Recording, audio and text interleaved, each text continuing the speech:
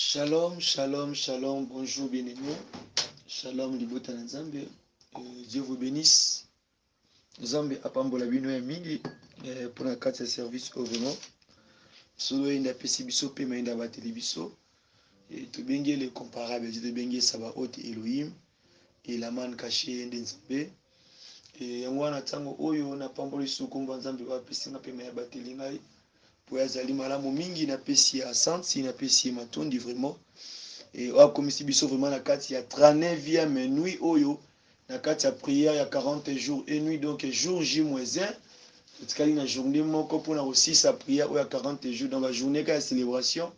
Donc la nuit au pesa la nuit moko ya koyebisaka Mungu asanti. Donc yango wana vraiment na ozwaka mwa minute ya muke pour na exauter bino oyo kotika to pesa ka Mungu asanti et pour na manso o asali vraiment.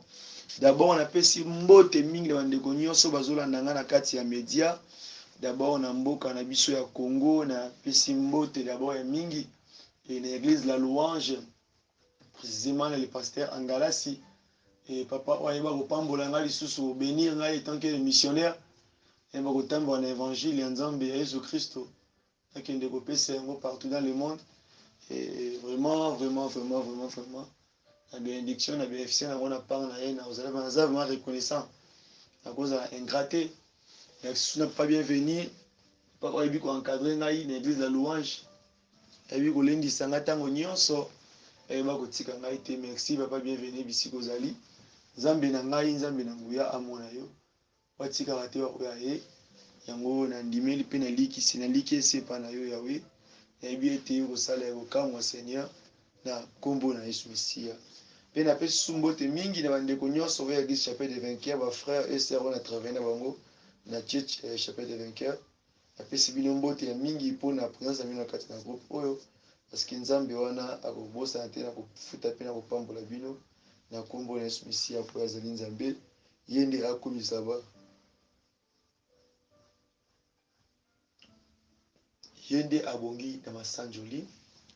Et puis na robosa pe te kopesa mbote lisusu mingi ba papa on a lingaka pe mingi lisusu et pas vraiment mingi mais na lingaka po parce que sona bi mingi na kosi lingaka evona motema parce papa oya fortifier na musala Nzambe vraiment na pesi merci pe mbote mingi na le pasteur Aloïse na Congo Nzambe apambola yo et puis na pesi mbote mingi na ndeko bazali ana na mibi on a travaillé na bango ba collègues les prophètes les pasteurs ainsi que bandeko nyonso bazalaka na ngai lelo mpona koepolenga na mosala ya Nzambe na mboka oyo na bibi pesi bino mbote ya mingi na kombo na Yesu.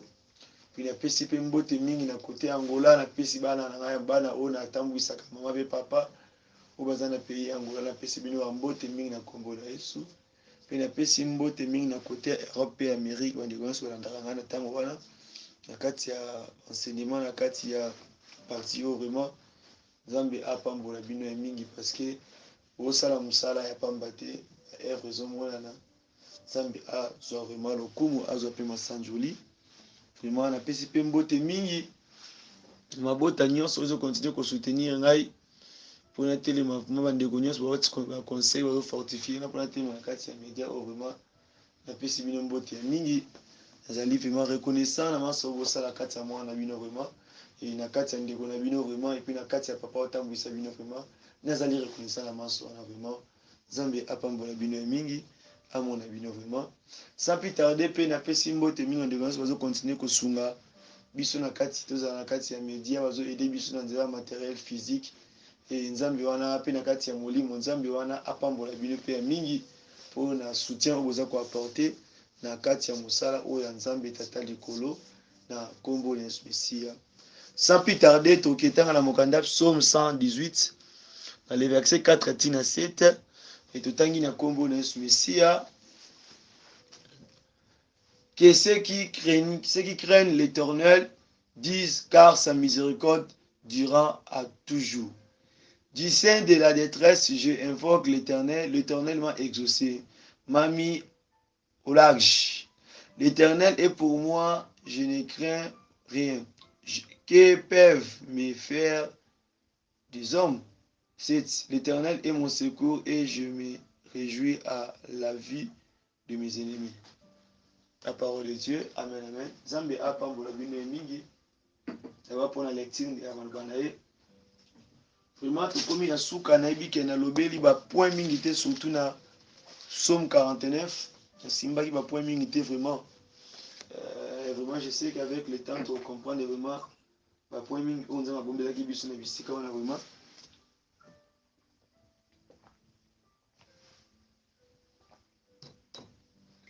Oyo tozwi lokola bilei to mpe lokola nourriture na kati ya verset oyo ya psaume 49 ezalaki oyo esengaki nzambe esengaki tozwa oyo apesaki biso. Donc nous sommes reconnaissants pour cela et c'est pour cela vraiment nous bénissons kombo na Yesu Mesia po azali kati na biso aza lokola les bons guides vraiment. Tolobelaki sur un peuple qui écoute la voix de Dieu. Mais là, il m'a décortiqué thème voilà, sous thème voilà vraiment. Et puis, dans grand thème, il a la miséricorde de Dieu sur son peuple. Et tout le monde a Mokanda 100 et psaume 118. Et le bin a précisé madame que la miséricorde de Dieu et où mais la tamo nyonso. Mais tout le bien qui sur la voix, tu vois qui ma bouche va faire attendre les paroles sages. Et dans le bien qui a mon pénis simba qui va pour un an. Pour nous retalisa peuple de Dieu, comment est-ce que Dieu veut que nous tomitambouissons. Simba qui yango vraiment. Mais les on a que le peuple oyo a trouvé vraiment refuge dans tout azo mona que sans Jésus vie ezalité. Et mako s'adresser na peuple wana pour ba ko yoka na pe ko landa na elongo pour te ba ko bondela peut-être ba ko tail sanzambe et ba requête ya mitema na biso vraiment.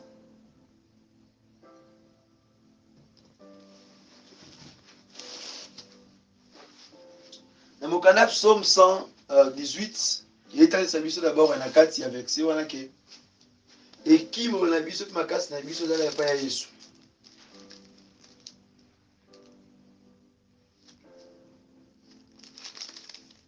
Donc ils sauve la biso prophétiquement pe na kati ya connaissance pour les livres vraiment peu normal. Verset de bien la biso clair le bien était ba o bato sakato abanga nzambe. On va tambour dans la crainte de Dieu. Et c'est là et celui-là on va continuer pour respecter Sanzambe. Alors bien c'est la crainte autour de la awa. Parce que la Bible dit la crainte de l'Éternel est le commencement de la sagesse. Donc mon temps banga nzambe baza sage. Alors donc ils ont gratuit quand c'est la sagesse. Toute personne qui craint Dieu, ose à la serviteur, ose à la serviteur T. Et fait quand banga auto sanzambe banga nzambe. C'est fait que na kati non ose la sagesse. Voilà, parole de sagesse parce que la Bible dit cela est confirmé mon prophète et psaume. Psaume 111 verset 10 était la crainte est le commencement de la sagesse. Le but est toi faut pas le barrer avec assurance que la miséricorde de Dieu est qu'on dirait toujours. Amen amen. Nous voulons comprendre pourquoi le haut peut sa mungu a senti.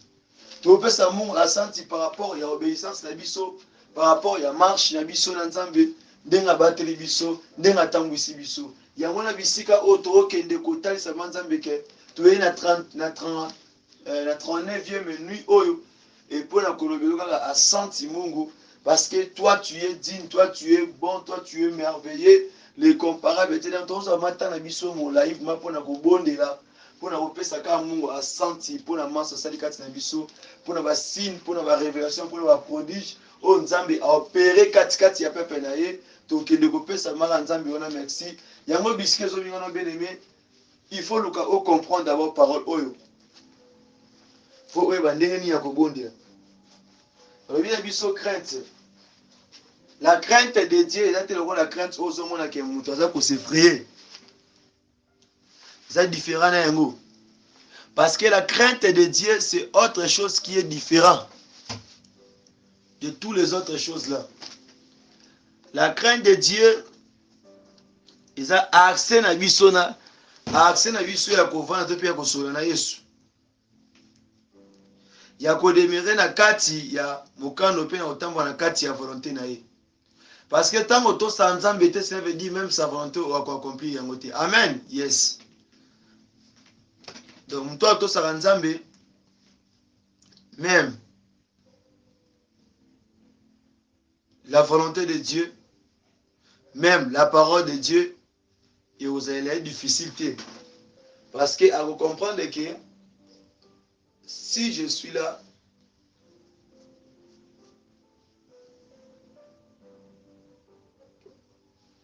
ils ont parce qu'il y a un qui classe, ils ont parce qu'il y a eu autant de Bible madame. Non. Si je suis là, c'est parce que Dieu le veut. Si je suis là, c'est parce que Dieu m'a choisi. Si je suis là, parce que Dieu, j'ai mis son amour sur moi. Yango wana naza na bisika oyo yawe na koti na réseaux sociaux na koti na média na lobeloka ka Mexique. Bato bandaki na marche ya musika de 1 na 49 bien aimé. Ce n'est pas facile, ce n'est pas facile. Donc on a vraiment réussi de cœur qui est de cœur pire, de supporter et de comprendre aussi les autres. Bien aimé, ce n'est pas facile, bien aimé. Ce n'est pas facile, bien aimé. Donc yebaka na tango o otala depo bandaki prière o tio koma na point oyo Zambe asaeli biloko nini, Zambe atushe na biloko nini, bilembo nini oyo Nzambe azokontinue garanti, oyo Nzambe azokontinue kolobela mpe kotalisa yo vraiment, et surtout pour la vie na yo, et surtout pour la santé na yo vraiment, et surtout pour le ministère oyo oza nango vraiment Nzambe wana ayewa lisusu vraiment na kopambola yo ya mingi. Amen, amen. alobi na biso ke peuple oyo azobanga atosa Nzambe nde aza na accès ya koloba na Nzambe, accès.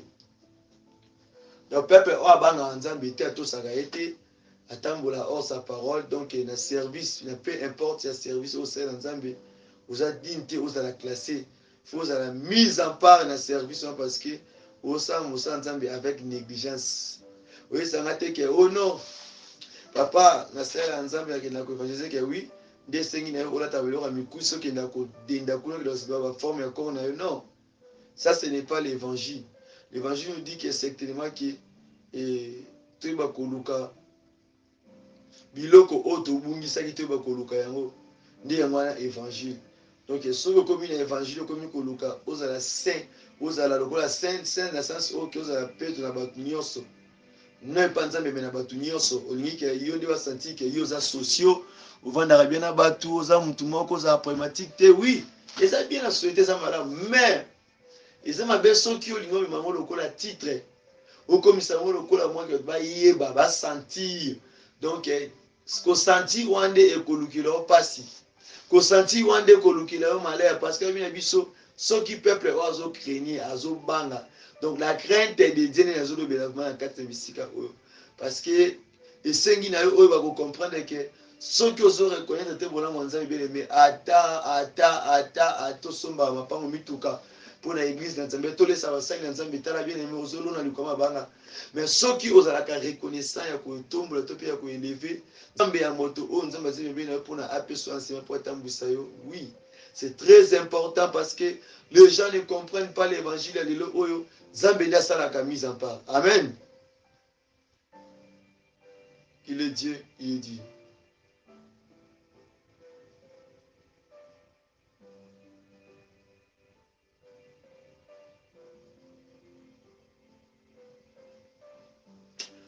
nalingi ntango vraiment wanda kovanda otika na ma silence otana ndenge otambwisa vie na yo, tala bandenge ozobima vie na yo. Est ce que vie wana eke na ordre to na désordre? Banda ko se poser autant de questions na vraiment na kati na yo, comprendre que oui ta vie ne marche pas bien, vie ezobima ngo na désordre.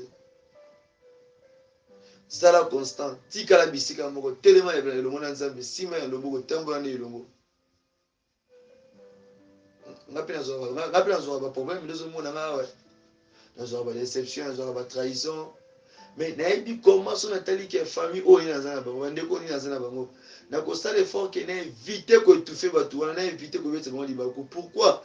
Parce que nalingi ete kogaspille te molimo na Nzambe. Donc nalingi te kotika ete kosala perte kogaspille mais biloko oyo Nzambe apesi nga provision Nzambe atika te nga koma kosaka nango. Non, donc nalingi ete oyo eza ya biso makambo ezala vraiment na kati ya souplicité, oyo eza na biso makambo ezala na kati ya souplicité. Donc oyo eza ya yo makambo eza na difficulté te ezala na souplicité nyonso. c'est-à-dire que nzambe nde atia loboko, nzambe nde a pouvoir. Yango na tango o bien aimé esengi na tokota kati ya prêtre nzambe ke papa yo nde il faut pouvoir. Donc yende il faut à pouvoir, yende il faut à pouvoir. Donc tu es nzambe a pouvoir, nzambe a semba loboko, to tika nzambe wana te bien aimé. Donc ça va bénéficier quelques minutes pour na bobondi la pour na lukaka nzambe na haute dimension parce que lorsque les diables étaient pour la redevir ko bebi ça biso côté to relâcher donc c'est très important, c'est très important. Donc,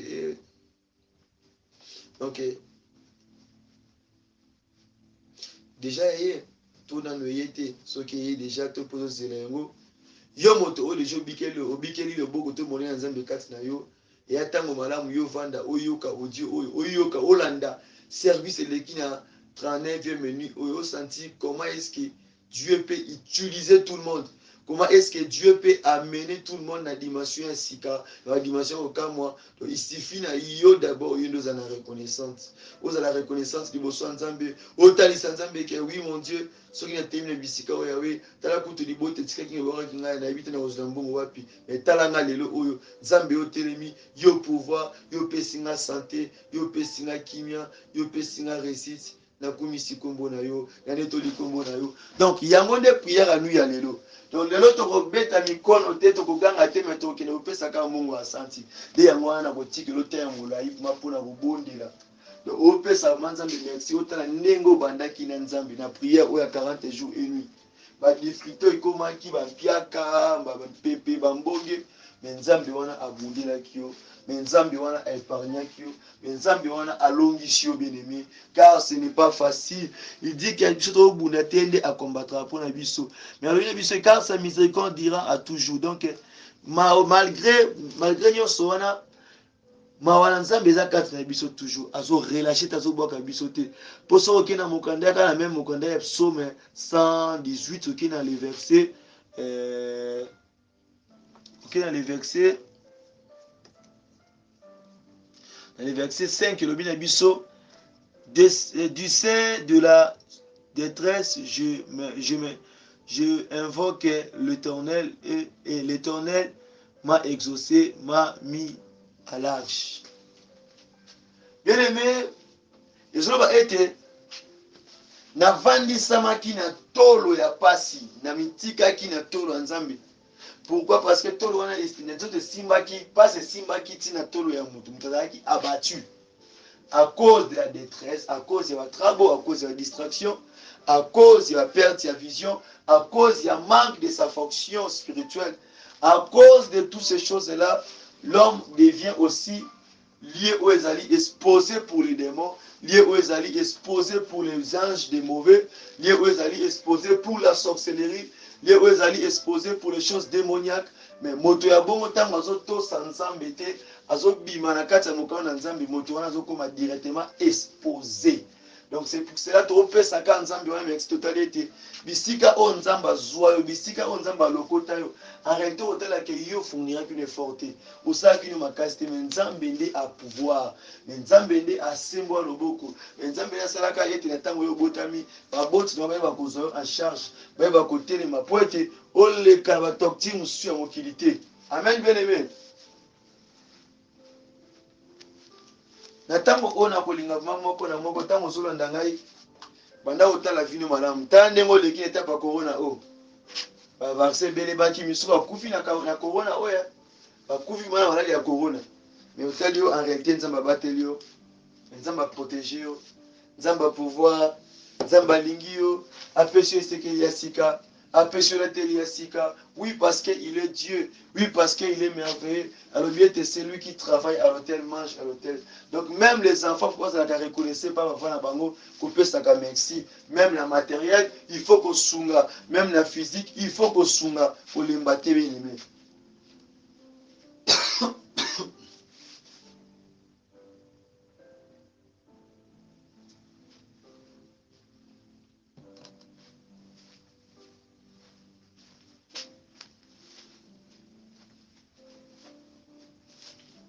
Nous sommes sans la reconnaissance, nous sommes en avancer. Il faut reconnaître la paix grâce aux anakati ya frère, nakati ya ndeko. Oyo, awatambusa yo, zoyo kozola ndangai. faut que bah être tu as grâce différent. Faut qu'on vende un peu Kolanda. Parce que la parole de Dieu c'est ça la nourriture. Et tout un chrétien. Donc yango wana lelo oyo to kende ko bondela vraiment na mokanda psom oyo. Alobi ete nabela nzambe na invoka nzambe pe nzambe ayoka ngai. Pe atie ngai pembeni mabe nyonso wana ya mokili. Atie ngai pembeni ya biloko nyonso wana mabe. Donc soki natamboli na kati ya nzambe na kati ya éternel nakobanga pression bato mpona nini bien aimé moto atambola na yesu elongo azali rempli azali soutenu na puissance mpe na nguya na nzambe mpe na bolingo mpe kimia na nzambe kati na ye. C'est-à-dire quoi? Nous pourrons rien faire si Dieu ne nous donne pas et si Dieu ne fait pas sa miséricorde du côté de biso. Tokobika te soki lelo oyo nzambe atieli biso que solution était pour na corona oyo okomona ke tokoma suka na exposé. Pourquoi? Parce que même bisika vaccin so uta bango moko no bazana assurance na moto ndo pesa nzambe Mexico tala ke otambola kina mingi okoti na bango année o mingi batikali na 2020. Dieu a pourvu que tozano elongo otelema pe na kati ya musana ye zamba mona yo nzamba pambola yo Nzambe asimbo ndeko nyonso oyo continue ko œuvrer nje ko simba mosala Nzambe Nzambe atalaka motema moto ya disponible yango okopesa ka Nzambe na merci par rapport ya maso wa sali po na vie na yo par rapport à maso wa sali na bisika ona za ko œuvrer na kamenti donc temps ezali ke bino nyonso moko na moko ozwa matin ya koluba ya kopesa vraiment dédicace na temps ba ko banda ko se servir donc c'est ça vraiment nous voulons niveau moko ezali excellent niveau moko ezali na problème te. C'est pour cela na tango autant on peut sans Nzambe merci il fait quand on reconnaît Nzambe bakisi implice likula ba koni oyo ezangi moya ko sangisa yango ezangi na almet likolo po nini moto azalaki na yango azalaki d'abord essentiel azalaki moto ebe ko so considération ta biloko Nzambe bazo pesa ye. Donc signifie quoi? Mikumba o Nzambe bazo pesa nga tongo milipo ka fo msa ka Nzambe merci yende soutenir yende simba nga loboko. Bien aimé, ce n'est pas facile. Ce n'est pas facile, bien aimé.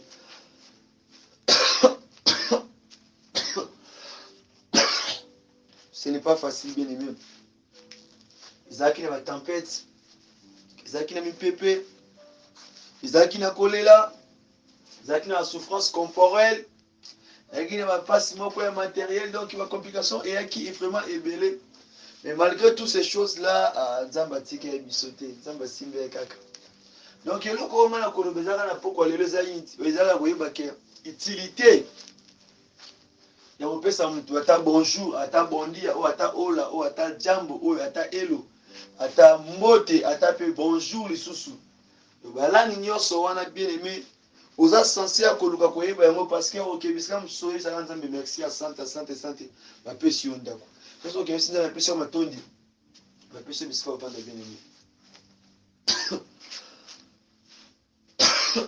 Donc vraiment biso abayi esalaka makasi pour nous bon de la s'abonner et puis dans la permanence donc et toutes ces choses là faut comprendre Arabi surtout donc qu'on se sacrifier kobanda 39 bien mais jour et nuit qui on attend oyo vraiment les locaux oyo peut on même jour et nuit yango oza en bon état oza makasi télé nous tambola vraiment c'est la joie pour moi. C'est la joie pour moi et c'est la joie aussi pour Jésus. Parce que mon était, je pouvoir et je fais son œuvre. Et ouais, c'est ce que moi j'ai fait. Je ne peux pas là comme le collage, je vais flatter ou tout à l'heure, vous allez vous savez nada. Ça appelle au Nzamba Pesangai. Bien aimé, tu as une prière, tu as coquille. Il y a le Belanzambi. Il y a autant Nzambi à l'épreuve par rapport à la vie à ma bé, autant aux Zalaki Nango, au Ténamaki Nzela, mais autant Nzambi à l'épreuve. Nzambi soki le lozong singa na assiette, na lozong singa bisika na vandi là. Qu'est-ce que je ferai Seigneur? Na kosala ete ba onje, na kosala ba dona wolinga biloko eteka mara mingi na kati ya ferme awa na tindaka pour vous avez moyen koteka yango pour ba pe ko récupérer ba biloko oyo tope oyo bungisaki. Donc Dieu va te faire toujours la grâce, vraiment la grâce. Donc à créer ba moyen nyonso bakabela ta biloko po oteka ozwa na vie ya biloko oyo obungisaki. Bien aimé, Dieu est bon, Dieu est merveilleux. Dis que Dieu est bon, Dieu est merveilleux. Parce que avant permettre aux humains ba matériel biloko moko botali mbongo ezate mais na kati nango eza ba millions. Donc Dieu est capable de tout. God is the capable. The capable. Donc Dieu il est capable. Il ne faut pas jouer avec Dieu, il faut s'attacher à lui. Il faut que s'accrocher par là. Parce que c'est le seul chemin, c'est le seul la vie. Tu as bien aimé, on a limite c'est la reconnaissance. Tu peux s'accorder Mungu à senti. À senti Mungu. Merci Jésus. Merci Nzambi. Ma tonne du colo. Dès que tu continuer service, il y a ton lelo car à la même altitude et tu vois ça Nzambi qui est assez maloboko na ye. Nzambi atia mawana likola mutu intel likola mutu boy. Donc autant il m'a convenu au cité bondeli pona yango parce que ça na lokola intercesseur. Il faut au bon de la pona ba ye oyo nan ba komi bisika ote. Oui bisaka Nzambi ke assez maloboko na ye. Yepe Nzambi na ye akumisa malisusu. Na maso nyonso wana na pamboli kombo Nzambi wana po za malamu mingi. Po ndi américain yango. Kumisama na osaba ote. Kumisama na Adonai. Kumisama na Elohim. Kumisama na osaba ote bien-aimé. Tant que qui toute la position malamu. So esengi ola na se la na se. Nazo na ngata na ngaya. Atoza na lockdown donc na kitaka na nga par terre. Alali na nga na se. Ata na lali kuna soki na côté matin atika la position na lo baraka na continuer ko tambisa service parce que et to komi na suka vraiment. Nzambi wana za malamu mingi puis lelo ona mokolo moko malamu et le 8 juillet 2021 za mokolo moko malamu pe na 18h juste et na 20h juste. Donc Dieu est bon, Dieu est merveilleux parce que à sali biso a surprise à aucun mois et Nzambi wana za malamu mingi tika Nzambi apambola bino mingi na kombo na Yesu. Ya toko na kati ya prière toko le pesa na merci. Nicolas Mikumba ozo charge ozo.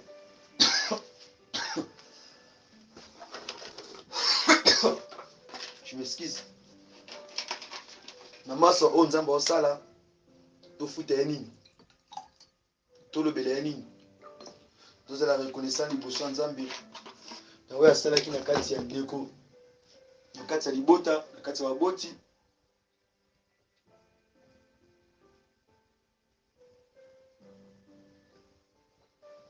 na kati ya bana na kati ya mikumba ozwaka. Mais Dieu n'a pas permis obungisa te loko moko. Dieu n'a pas permis que malheur écoute atana ndako isimba ta moto moko. En toutes ces choses, que Dieu est avec toi. Amen. Que Dieu vous bénisse. Dieu vous bénisse abondamment. Parce qu'il est le comparable à Dieu, le roi des rois. Nous entrons encore dans la prière. La même requête ou à qui continue à méditer. Et bon là, pesa Nzambe wana asanti pona masa o asali na kombo na shomashi ya to bondeli na kombo na